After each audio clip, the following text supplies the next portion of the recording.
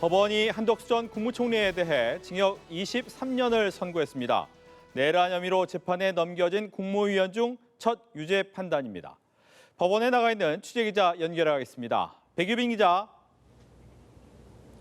네, 서울중앙지법에 나와 있습니다. 법원이 한덕수 전 총리에게 징역 23년을 선고했습니다. 내란 중요 임무 종사 등의 혐의를 대부분 유죄로 인정했는데요. 앞서 특검이 구형한 징역 15년보다 훨씬 무거운 형이 나왔습니다. 재판부는 한 전 총리가 국정의 2인자로서 계엄을 막을 책임을 다하지 않고 오히려 가담했다고 질타했습니다. 한 전 총리가 계엄 전 국무회의 당시 반대 의사를 표명하지 않은 건 계엄의 필요성과 정당성에 동의했기 때문이라며 국정 2인자로서의 책임을 고려할 때 엄벌이 불가피하다고 봤는데요.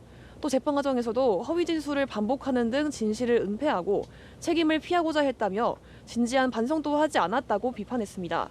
사후 계엄 선포문을 작성하고 폐기하도록 한 혐의와 이상민 전 장관에게 언론사에 단전 단수를 지시한 혐의도 인정됐습니다. 재판부는 증거인멸의 우려가 있다며 한 전 총리를 곧바로 법정 구속했습니다. 재판부가 12.3 비상계엄을 내란이자 친위 구테타로 규정하고 그 이유를 자세히 설명했다고요? 네, 재판부는 12.3 비상계엄을 12.3 내란이라고 명명한 뒤 판결문을 읽어 내려갔습니다. 비상계엄 사태가 내란에 해당하는지에 대한 법원의 첫 판단이 나온 건데요.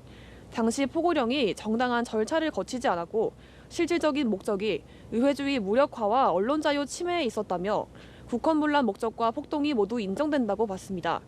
특히 재판부는 혐의별 유무죄 판단을 설명한 이후 12.3 비상계엄의 위법성을 지적하는 데 상당한 시간을 할애했는데요.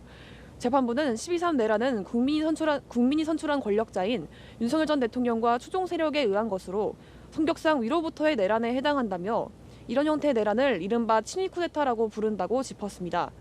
그러면서 그 위헌성 정도는 아래로부터의 내란과는 비교할 수가 없다며 국민이 선출한 권력자가 헌법을 경시하고 내란 행위를 함으로써 국민이 가지는 민주주의와 법치주의에 대한 신념 자체를 뿌리째 흔들기 때문이라고 지적했습니다.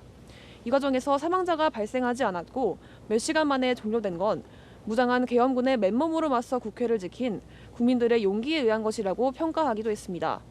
이번 재판부가 12.3 비상계엄을 내란으로 규정하면서 윤석열 전 대통령이 줄곧 주장해온 메시지 계엄 논리에도 타격이 불가피할 전망인데요. 오늘 판단이 다음 달 예정된 내란 우두머리 재판 선고에도 영향을 미칠 것으로 보입니다.